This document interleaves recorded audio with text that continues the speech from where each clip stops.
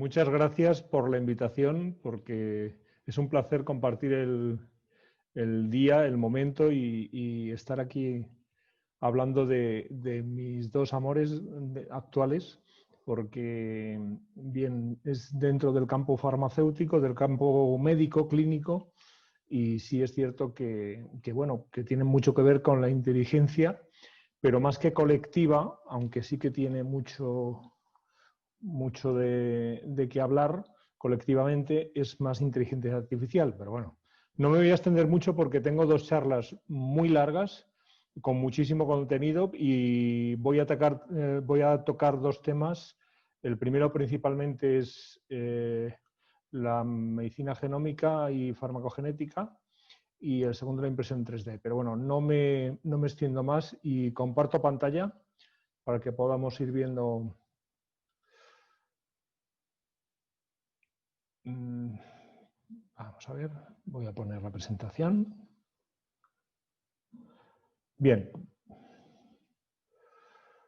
Perdonadme, porque se ha iniciado erróneamente mal. Vale, perfecto.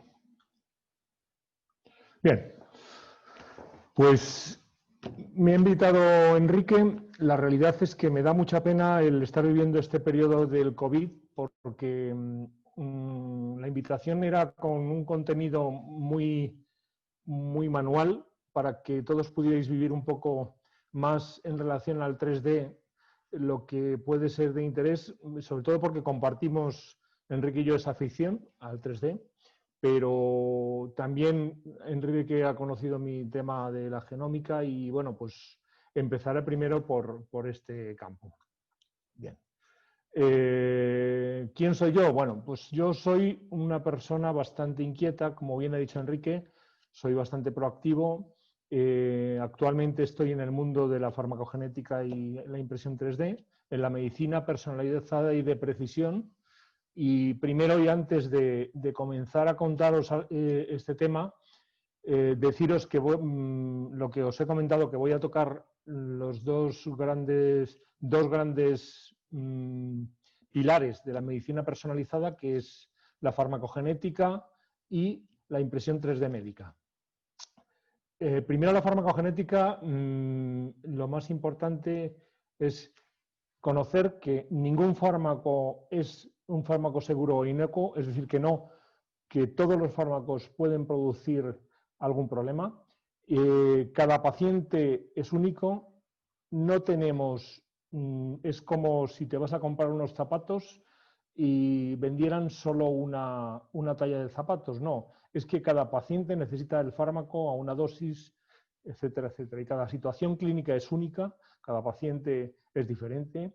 El fármaco tiene que ser adecuado para esa persona y tiene que ser la elección correcta según tu genética. Y un mismo fármaco, según la medicación que estás tomando, puede tener efectos muy diferentes. Bien.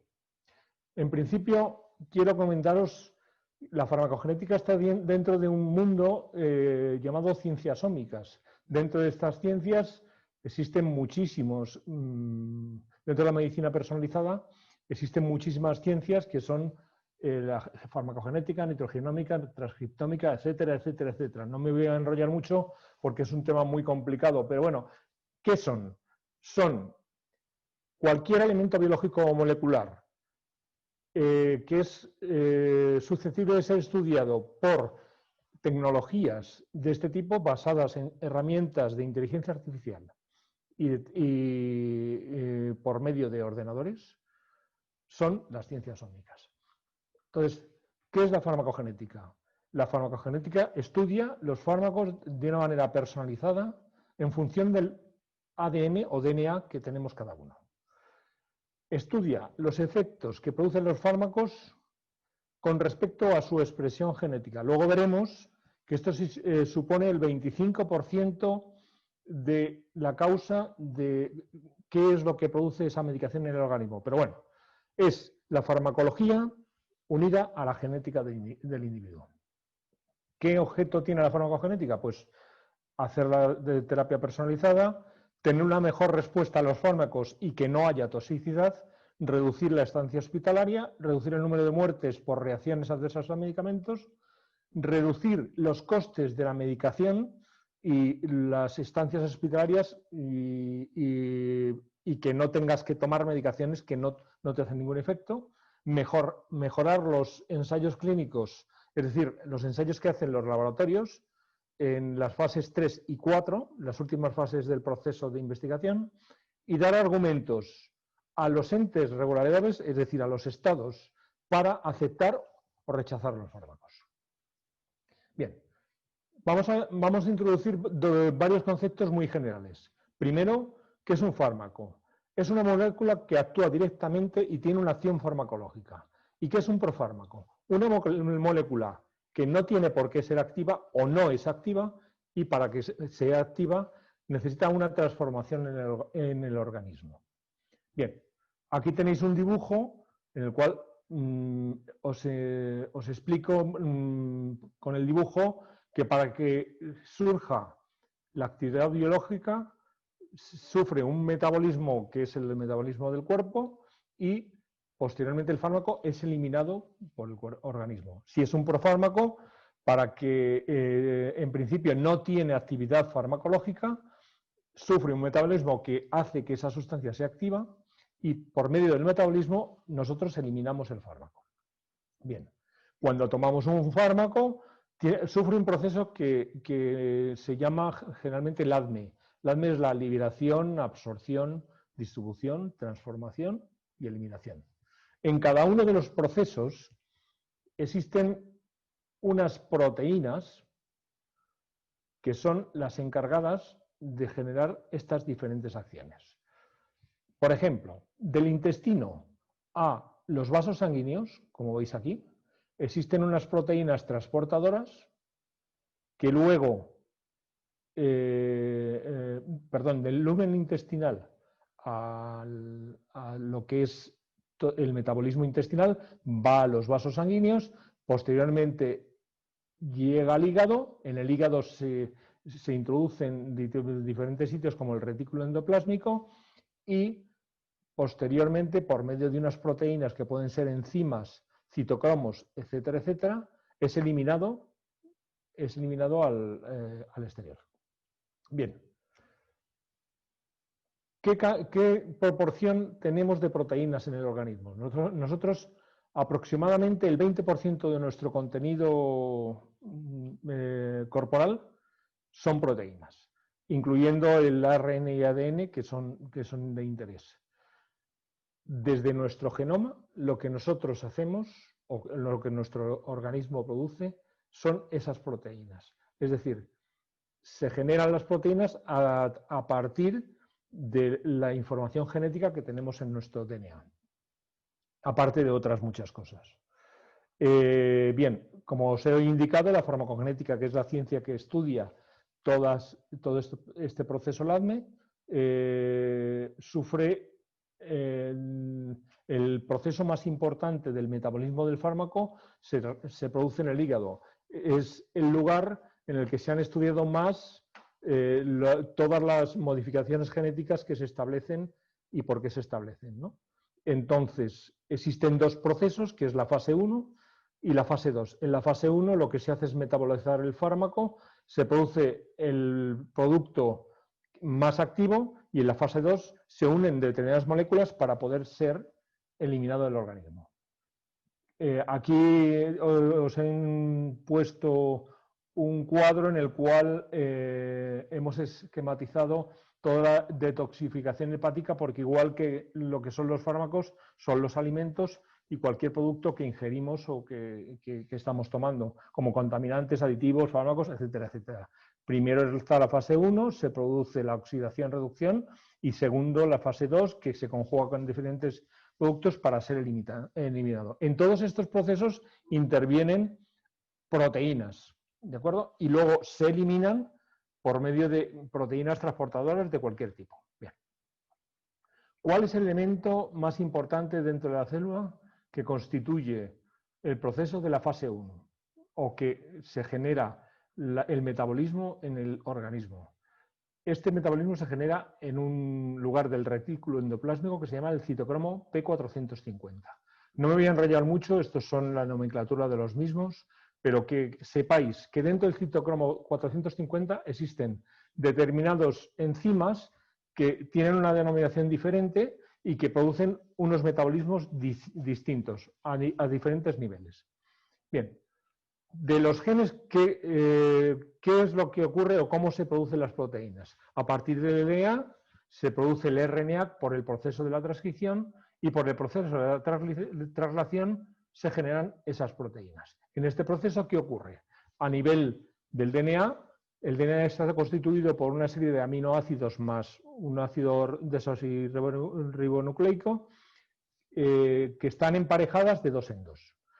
Este proceso, como hay dobletes que se unen por determinados enlaces, cuando se hace la transcripción, hay veces que se producen unas modificaciones en uno de estos dos, como puede ser este el caso, se modifica y se genera un SNP. Esto es un polimorfismo único, single nucleotide polimorfismo, que es un cambio en una o las dos bases de esa unión. Bien, ¿qué consecuencia tienen estas modificaciones? Pues si no hay modificación se genera una proteína normal, pero si hay una modificación puede que la proteína sea funcional o que la proteína sea afuncional, que no tenga ninguna funcionalidad. ¿Qué ocurre habitualmente? Cuando nosotros tomamos un fármaco, las enzimas lo transforman en metabolitos normales. Pero si también influyen no solo la genética, sino otros productos que tomamos a la par con el medicamento. Si tomamos productos que son inhibidores, lo que hacemos es que aumenta la concentración del fármaco en el organismo porque inhiben ese metabolismo y generan muchos menos metabolitos.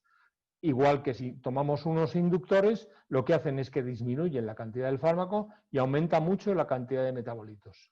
Es decir, este es un proceso diferente al genético, pero que también influye mucho a la hora de tomar fármacos y por el cual se producen reacciones adversas. Bien, a partir de los genes existen determinados polimorfismos que generan que una proteína sea de actividad normal, intermedia, rápida o nula, dependiendo de qué tipo de polimorfismo se genere en el individuo. No voy a introducir mucho conocimiento en esto porque sería muy largo de explicar, pero hay tres tipos fundamentales. El wild type, que llaman, que es el metabolismo normal. Una enzima puede ser metabolizador normal porque metaboliza pues, como casi el 70% de la población. Hay una mutación que genera una mutación que produce una persona con una eficacia menor y que son metabolizadores lentos y hay otro tipo de mutaciones que se producen un metabolismo hiperlento o ultralento. ¿De acuerdo? Bien. ¿Qué ocurre con el fármaco? Pues cuando el metabolizador es extensivo o normal, se llama wild type, extensivo o normal. La concentración del fármaco cuando se toma, pues es la normal. Si es intermedio, empezamos a tener un aumento del fármaco en el torrente sanguíneo. Si es pobre, aumenta muchísimo esta concentración y si es ultra rápido, disminuye muchísimo. Con esto lo que tenemos es que podemos tener efectos cuando es normal, está dentro del efecto terapéutico. Si es muy lento, podemos tener mucha concentración de fármaco y tener un efecto tóxico en el organismo, o si es ultra rápido, tenemos baja concentración y no tenemos efecto dentro del organismo. Por eso aquí tenéis dispuestas los tipos de metabolizadores que hay en el organismo. Bien, lo que diferencia un medicamento de un veneno es la cantidad de fármaco que tenemos en el torrente sanguíneo. Con lo cual, ¿qué influye a la hora de tomar un fármaco? Influye los hábitos de vida, que interacciona con otras sustancias como otros alimentos, medicamentos, que tenga una genética que haya una modificación genética no patológica, pero que sí produzca que el metabolismo sea diferente y que esta secuencia, si sumamos todo, puede ser una verdadera bomba. Bueno, estos son un poco publicaciones sobre todo este tipo de cosas que os he contado. ¿Y qué diferencia hemos de aplicar o qué hay entre aplicar o no la farmacogenética? Bueno, pues tenemos diferencia en que si la aplicamos tendremos mucho menor número de hospitalizaciones porque habrá menos reacciones secundarias a los fármacos, habrá menos desplazamientos de los pacientes a los centros a ver a los médicos porque no tendrán esas reacciones. Como veis aquí un poco en porcentaje se decrece el 52% del ingreso hospitalario, reduce las visitas el 42%, incrementa la mortalidad, decrece la mortalidad en el 85% de los casos y disminuimos muchísimo el volumen de dinero que gastamos en sanidad. Las guías lo que dicen es que debemos practicar la farmacogenética en la práctica clínica. Bien, ¿qué sucede en España? En España ya hay desde el 2014 una orden ministerial en la cual incluye la farmacogenética en el Boletín Oficial del Estado y que está introducida en el petitorio de la Seguridad Social. ¿Qué ocurre? Que está incluida, pero como no hay dinero, no se gasta dinero en la farmacogenética. Entonces, ¿qué habría que hacer? Que los médicos recomendaran la farmacogenética porque no lo pagan la Seguridad Social. Necesitamos un buen tratamiento a la dosis correcta, en el paciente indicado, en el tiempo correcto y que tenga los menos efectos secundarios. Bien, cada persona necesita un fármaco de una manera, como veis, algunos por su genética necesitarán un fármaco, la dosis de, si tomamos un paracetamol, hay gente que necesitará 650 miligramos, otros necesitarán 325, otros 1300 miligramos y otros tendremos que cambiar el medicamento porque ese medicamento no le va bien.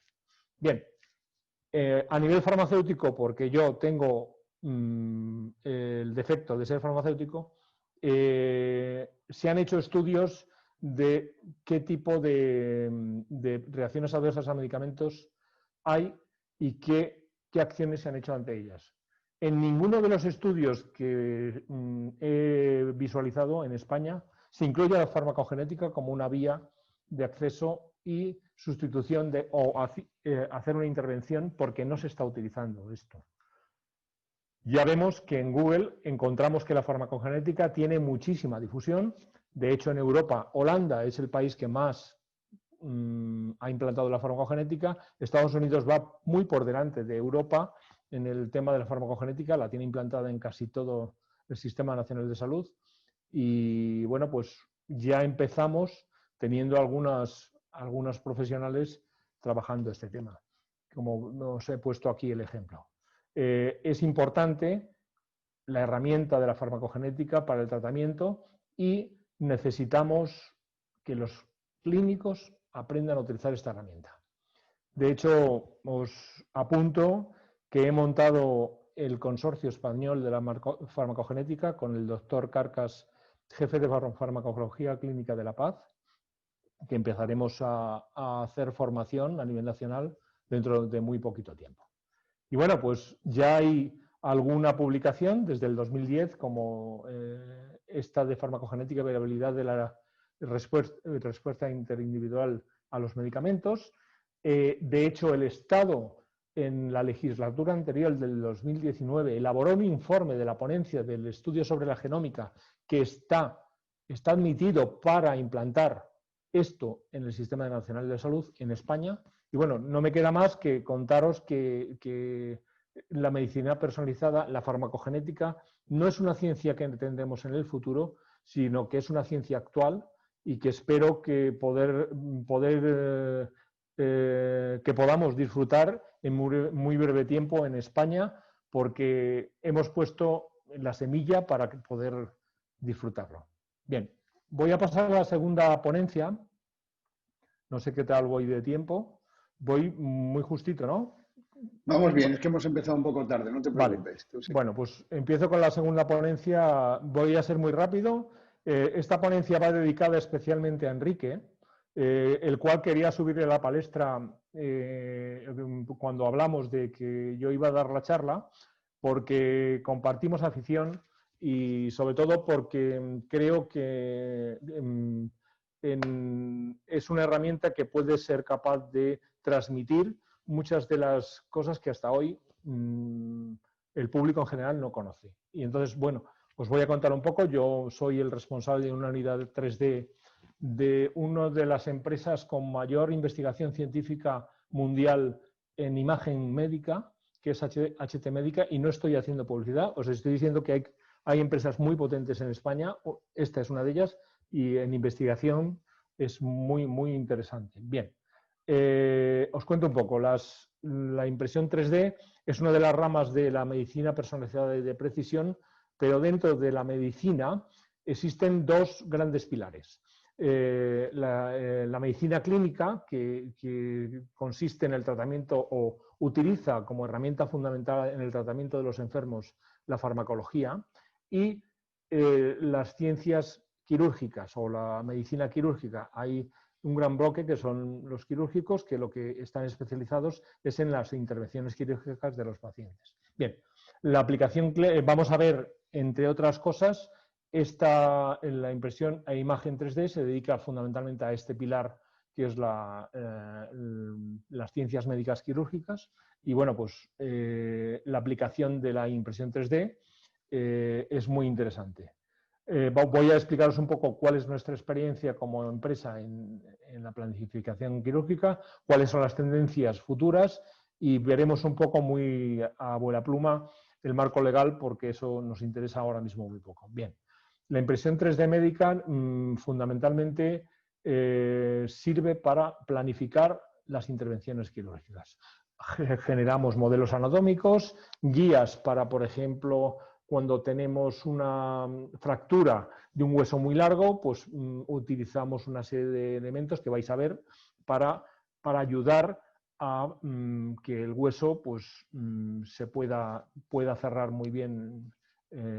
Tenemos también implantes personalizados en el mercado, y con la impresión lo que hacemos es que antes de intervenir al individuo nosotros hacemos una impresión y externamente ponemos el implante, y ya está programado cuál es la forma que tiene el lugar donde hay que implantar o poner el implante, y ya no hay que perder ese tiempo dentro de la intervención.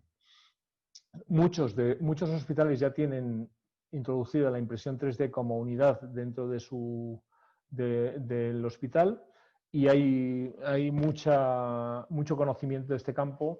Y bueno, tenemos aquí un gran líder de este tema, que es Marcel, que fue uno de los primeros y mayores conocedores del mundo del 3D, y que nos va a acompañar hoy con una charla suya.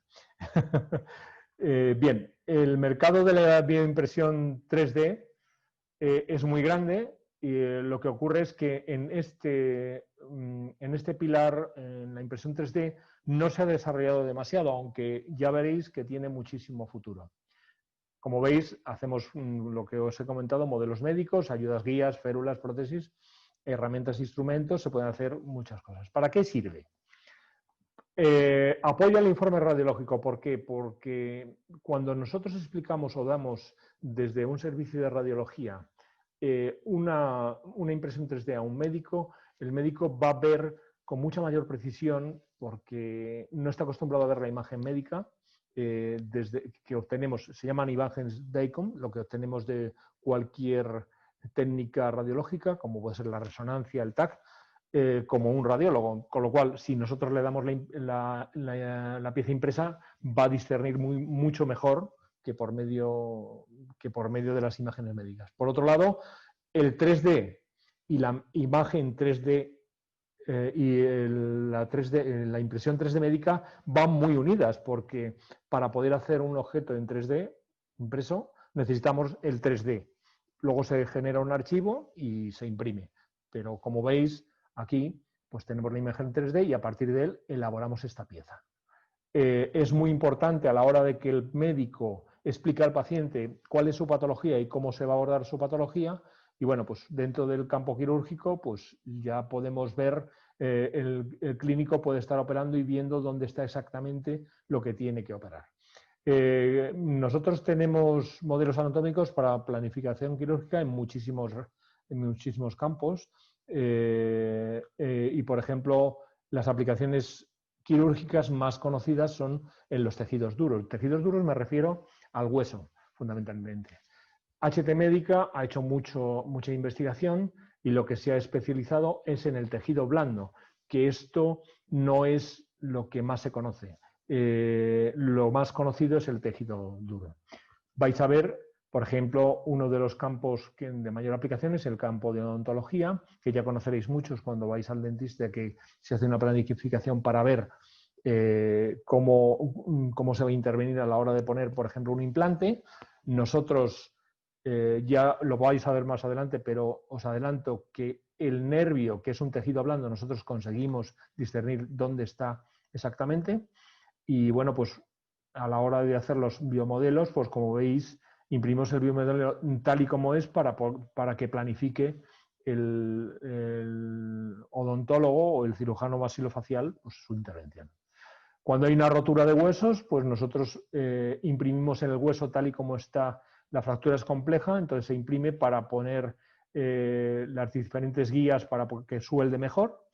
Y luego, por ejemplo, en traumatología, cuando hay un problema, una patología a nivel de la columna vertebral, que tenemos hernias, pues discernimos muy bien el tejido blando interóseo para ver en qué situación está. Conseguimos hacer ver con una técnica que luego os comentaré, tanto tejido óseo como tejido blando. Aquí tenéis varios biomodelos que se ve el canal interno de una vértebra.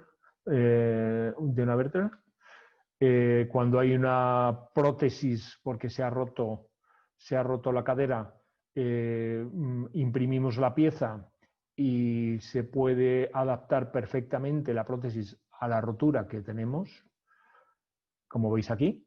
Esto es una adaptación a una prótesis. Cuando hay una intervención, por ejemplo, que tenemos que injertar el ligamento cruzado anterior dentro de una rodilla, nosotros imprimimos la pieza, el tejido duro y el tejido blando y sabemos qué cantidad de injerto necesitamos, dónde tenemos que ponerlo y lo planificamos exactamente al detalle para poder hacerlo lo más exactamente posible. Aquí veis perfectamente, una vez terminado, cómo ha terminado la intervención. Perdón. Hay algunos ejemplos, por ejemplo, aplicaciones prequirúrgicas en cardiovascular, imprimimos las piezas y entonces podemos ver perfectamente cómo tenemos que planificar esa cirugía. En cirugías cerebrales, aquí estamos imprimiendo lo que es la sustancia blanca para visualizar una patología concreta que tenemos ahí. Esta es la sustancia blanca. Esta es una aplicación de una guía en una cirugía maxilofacial. Las guías vienen como si fuesen piezas rectas, con lo cual nosotros imprimimos la pieza y adaptamos esa guía al contorno del hueso real del paciente, porque hemos impreso el hueso real de ese paciente. Estos son guías para hacer otro tipo de intervenciones, como por ejemplo para hacer una endodoncia y poner un implante. Estos son guías para una persona que ha tenido tiene una deformidad en el miembro inferior y tenemos que hacerle pues, una incisión y podemos meter una guía especial para poner al paciente más derecho y se planifica quirúrgicamente, se calcula el ángulo y se mete la guía que hemos hecho exactamente para no confundirnos a qué nivel y cómo tiene que soldar el hueso. Esta es la deformidad en bayoneta que os he comentado. imprimimos la pieza para introducir una prótesis dentro intraósea. Algunas roturas de cerebros podemos planificarlas porque imprimimos todo lo que es el cerebro del paciente y ponemos la prótesis adaptándola perfectamente a su contorno. Esto es una prótesis interna de una rodilla, de un brazo. STEMs, que se utilizan para ponerlas exactamente, implantes de silicona en determinadas válvulas dentro de una cavidad. Y fantomas, que los fantomas son aplicaciones, hacemos una serie de impresiones para generar un producto que asemeje la funcionalidad de una función de un órgano externamente. Y lo hacemos para estudiar cómo funciona y ver si podemos aplicarlo al individuo. Se puede utilizar también para evitar la necesidad de tener cadáveres a la hora de hacer los estudios los médicos y es simular intervenciones muy complicadas porque podemos replicar exactamente la patología del paciente imprimiendo ese nivel. Como veis aquí, estamos con un niño que hemos hecho la prótesis de cadera porque se le va a intervenir y estamos haciendo la simulación real de ese paciente. Bien, ¿qué aplicaciones nuevas tenemos en medicina? Sé que Marcel sabe mucho más que yo de este tema porque es experto, pero os adelanto un poquito a nivel médico. Se hacen prótesis e implantes que ya hay mucho desarrollado. Esto que es imprimir un órgano como puede ser lo que es una oreja, esto no es real porque lo único que se ha conseguido es imprimir piel para poner, que sí que se está haciendo aquí en Madrid en uno de los hospitales.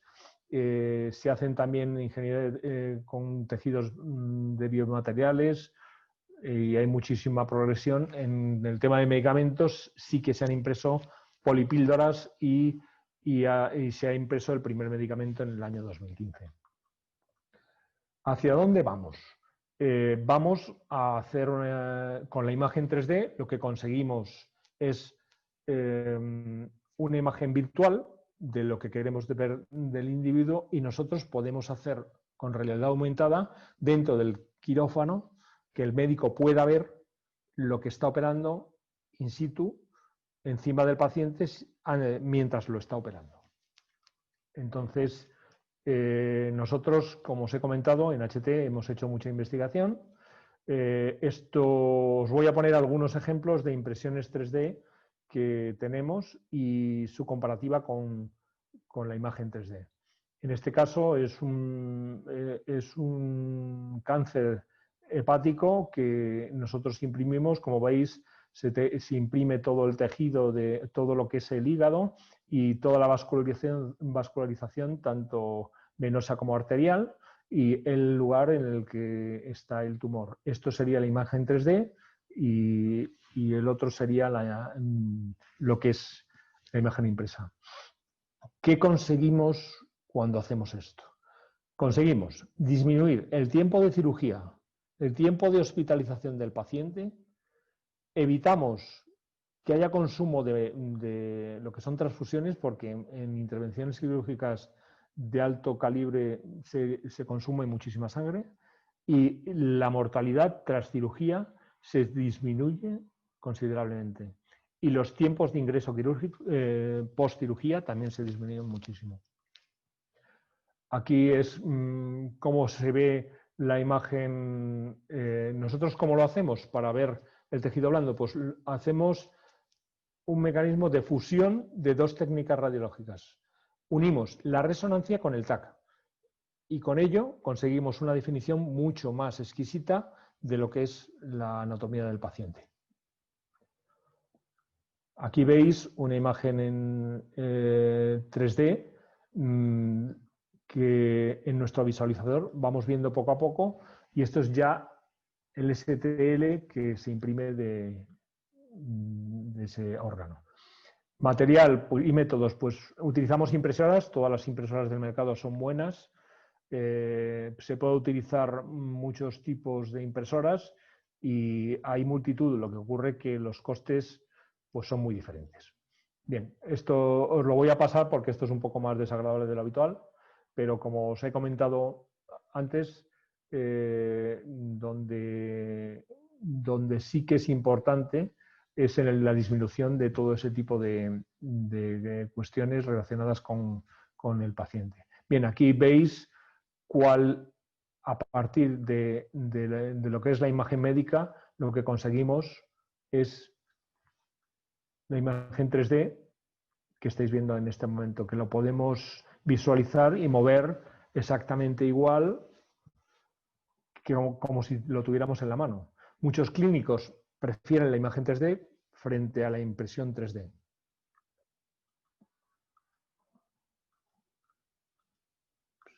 Ahí.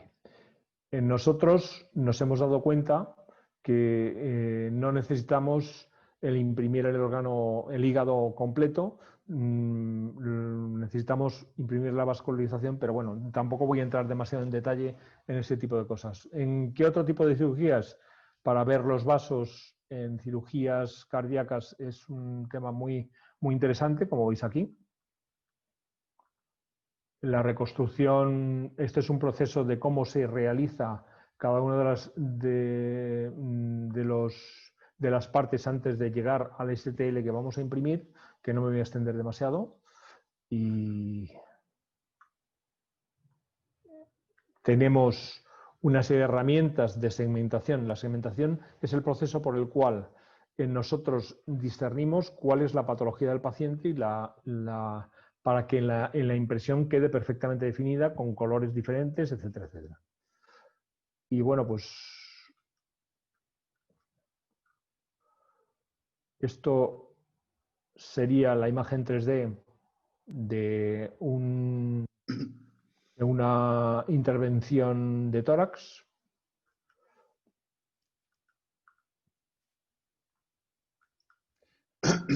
¿Y qué es lo que nos aporta? Con la imagen híbrida nosotros conseguimos una mayor finura que lo que es cualquiera de las técnicas por separado. Averiguamos las patologías perfectamente definidas cuando imprimimos las piezas. Lo podemos analizar tanto en la pieza impresa en 3D, como veis aquí, como en el 3D, en la imagen virtual 3D, que tenemos un visualizador para verlo. Os he puesto algún ejemplo para que lo veáis.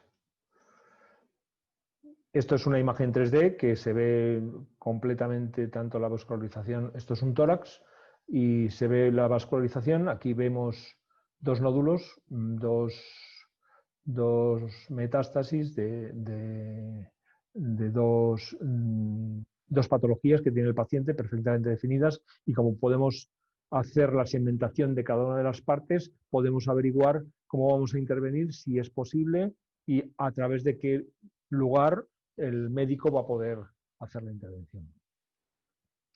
Bien, pues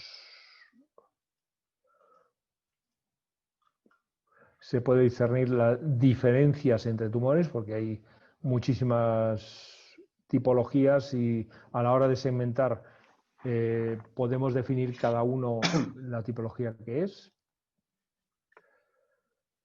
Y bueno, pues como conclusión, en las cirugías más complejas lo que conseguimos es reducir el tiempo operatorio, el tiempo de intubación también se reduce mucho, y la mortalidad de la cirugía, aparte de el tiempo de hospitalización.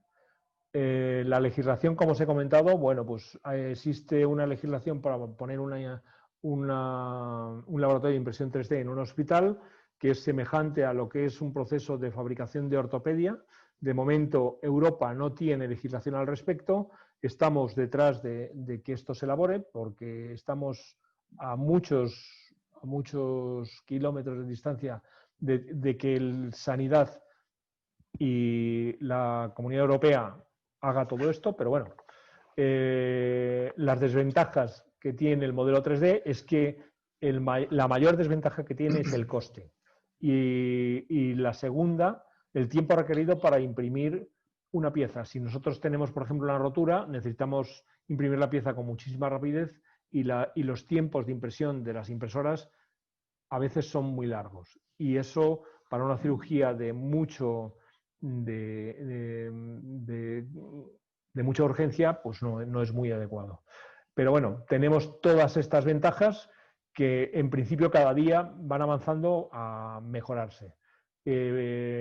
Facilitamos la cirugía, disminuimos el tiempo quirúrgico, podemos crear guías personalizadas para cada paciente, disminuimos el tiempo de estancia media, disminuimos la mortalidad y el gasto sanitario fundamentalmente. Aquí tenemos ejemplos porque en nuestra práctica clínica diaria pues lo estamos utilizando con muchísima frecuencia. Y nada, esto es todo. Perdonadme que yo sí. me he demorado un poco en todo esto.